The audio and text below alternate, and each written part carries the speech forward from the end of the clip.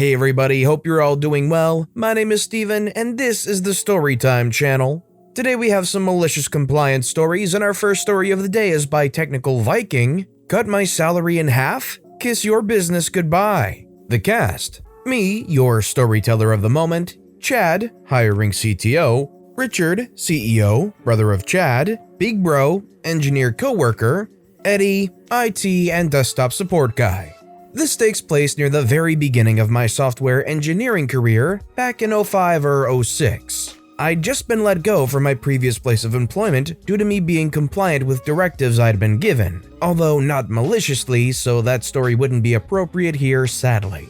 And thus working myself out of a job. I was a young college dropout from a technical college that hadn't been federally accredited yet, and thus all my student loans were from banks and loan companies instead of from Uncle Sam, and debts were due. I was also making payments on my very first car, even though it was a beater that prior owners had already nearly driven into the ground. 4 years old and nearly 200,000 miles on it when I bought it. And of course, rent and utilities. The job I had just been let go from already had me working paycheck to paycheck, as they paid far under the average rate, but I was still a new professional, so I couldn't be very choosy. I was living in Los Angeles County, so the cost of living was so bad, I was having to choose which bills were going to be late on a monthly basis. Specifically, I was living in a town called San Pedro, a small town tucked fairly out of the way. After blasting my resume to all the job boards, I get a call from a startup who seems interested in my resume and wants me to come in for a face-to-face interview, skipping the call screen entirely. In my desperation, I agree.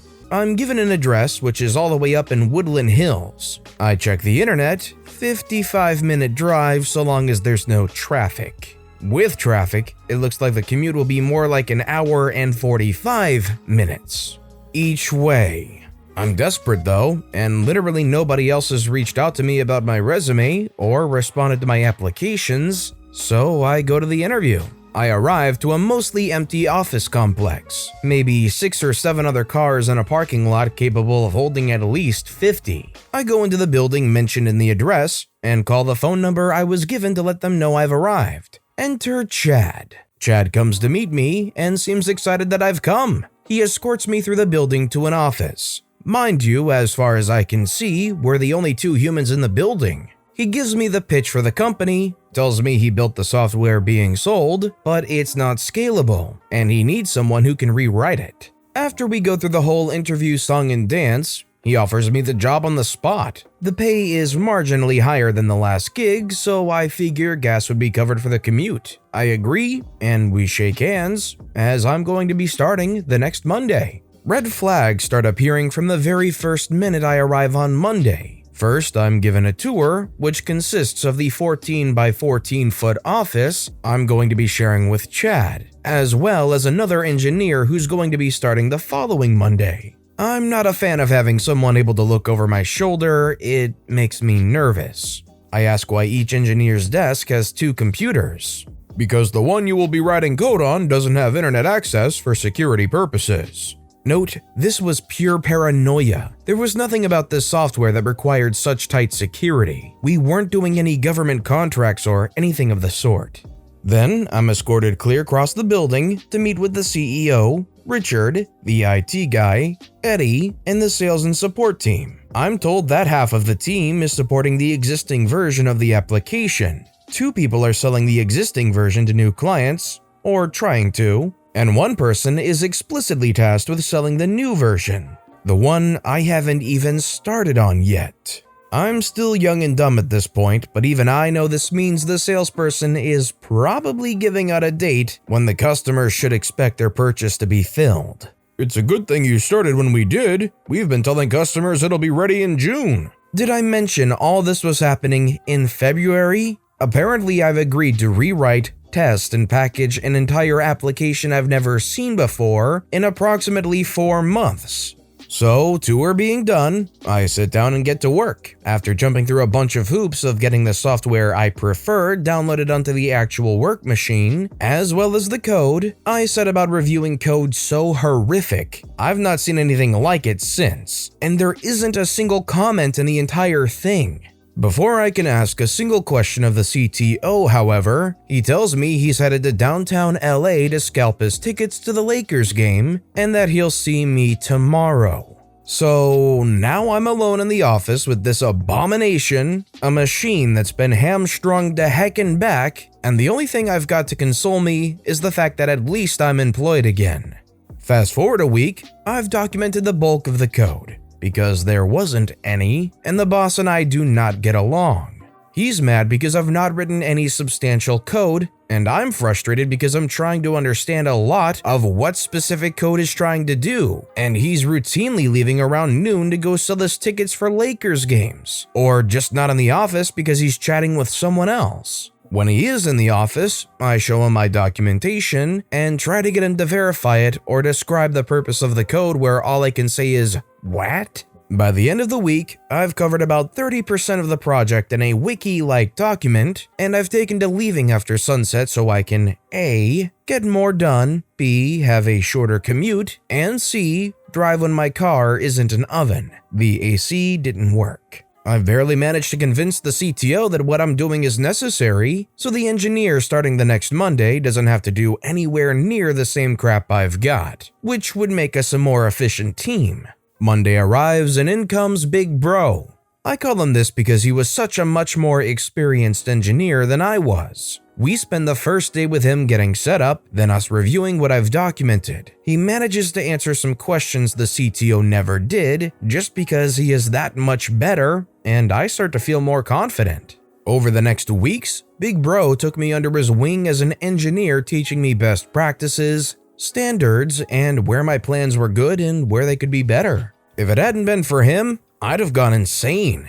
I end up joining him outside for smoke breaks even though I don't smoke, just so I can get a breath of non-office air. He and I discuss the project, and we also make friends with Eddie, who makes us laugh by telling us horror stories about the CTO and CEO. Apparently, he was a school friend of theirs, and basically worked with them because they paid him to do something he felt was super easy. April rolls around. I've got a special occasion I need the day off for, which happens to be a Wednesday that year. I'd advised him when I first started, and he'd been cool with it. I remind him on April 2nd. Since I had an irrational fear of policy decisions being made on April Fool's Day, and he loses it. He goes off on a rant and straight up informs me that he regrets hiring me, claiming I didn't have the skills I told him I did, and wasn't worth what I was being paid.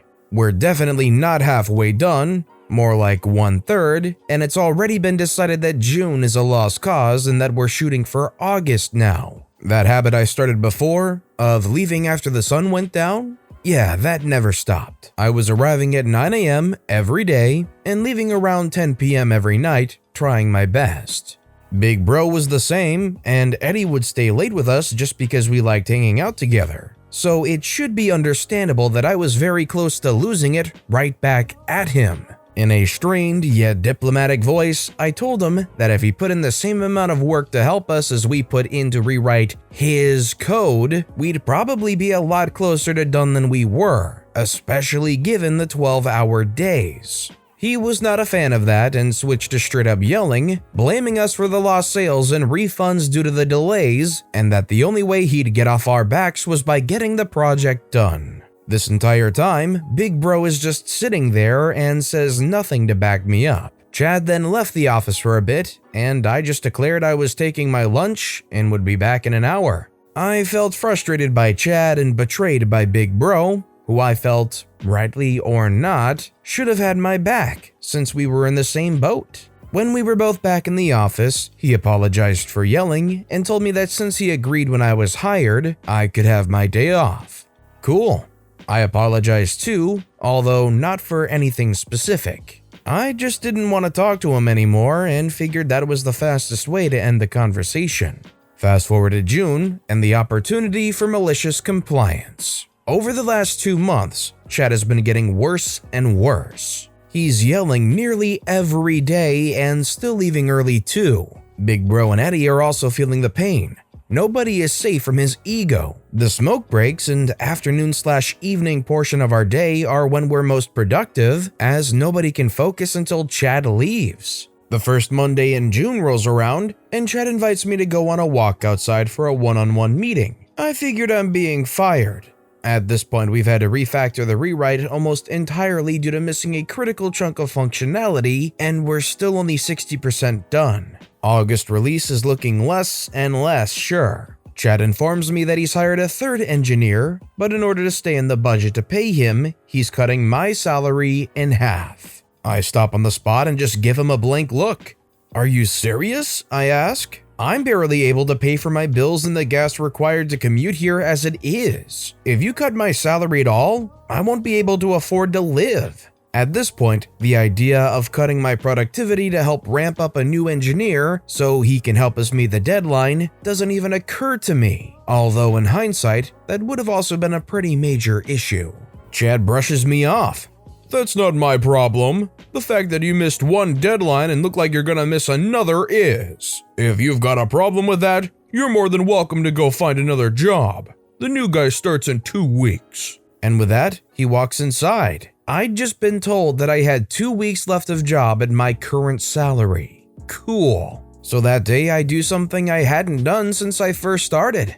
I left while the sun was still up. Specifically, I left at 5 p.m. I drive my oven car. No working air conditioning in a car that had been left in the sun all day in Woodland Hills had me feeling like a baked potato, through traffic, hour-and-a-half commute home through LA heat, and updated my resume before reactivating my accounts on all the job sites. I'm contacted the next day by a potential new employer, and I get an interview scheduled.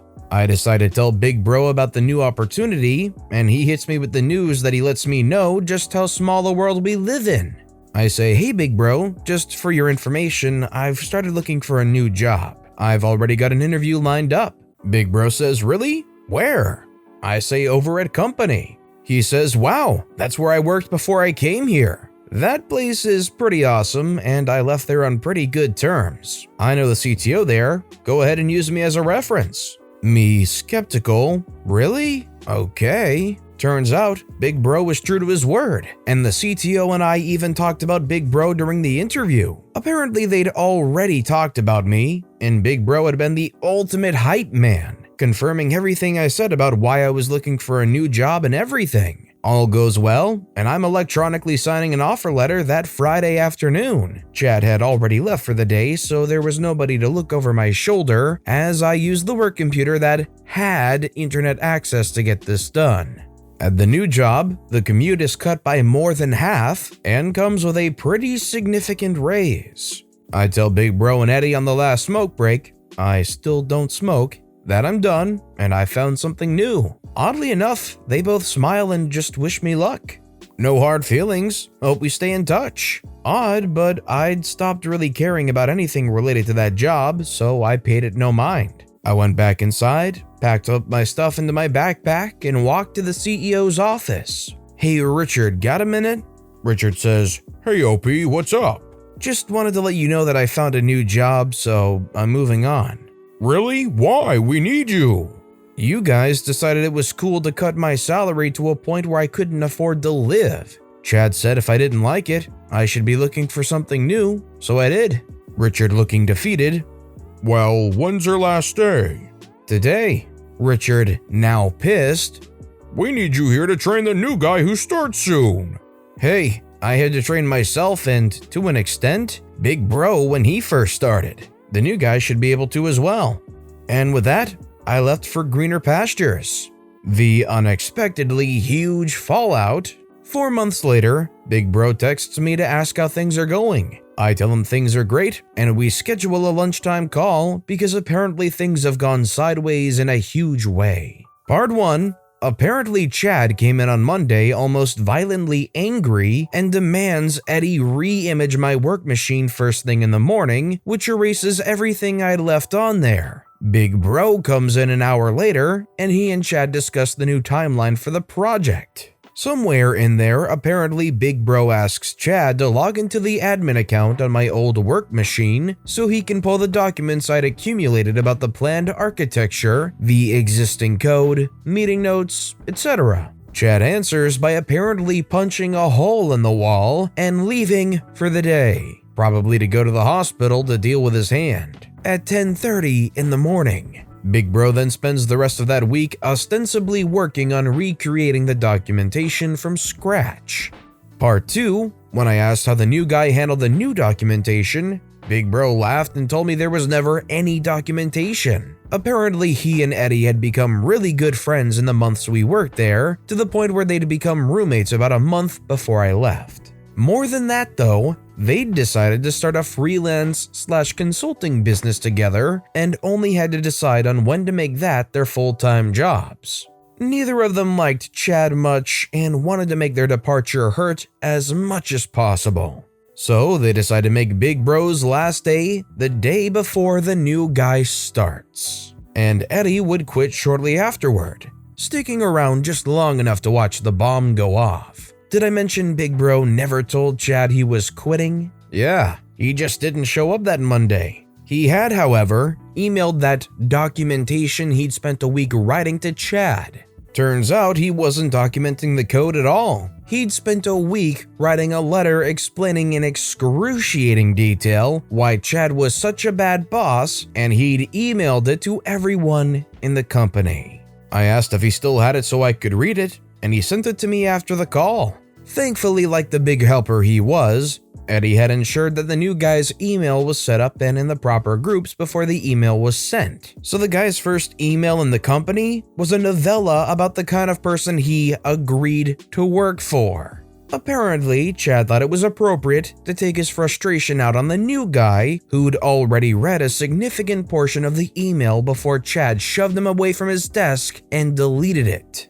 Apparently, new guy promptly decided, and rightfully so, that agreeing to work for Chad had been a mistake, packed up his things, and quit on the spot. Part 3, with the new guy quitting, the August deadline was now little more than a dream within a dream, which according to Eddie, doesn't stop Chad and Richard from trying to find that miracle rockstar engineer who can save them from their own situation, which, given what they were offering as pay, didn't exist. So time advances in its unstoppable way, August arrives, and customers find that they've paid for something that hasn't been delivered yet, and pretty much unanimously demand refunds, with a few customers bringing legal action against them. With the amount they have to refund, and the money they now need for legal fees, because of the way they'd incorporated they were personally liable, they could no longer afford to pay anyone, and were forced to shutter the business.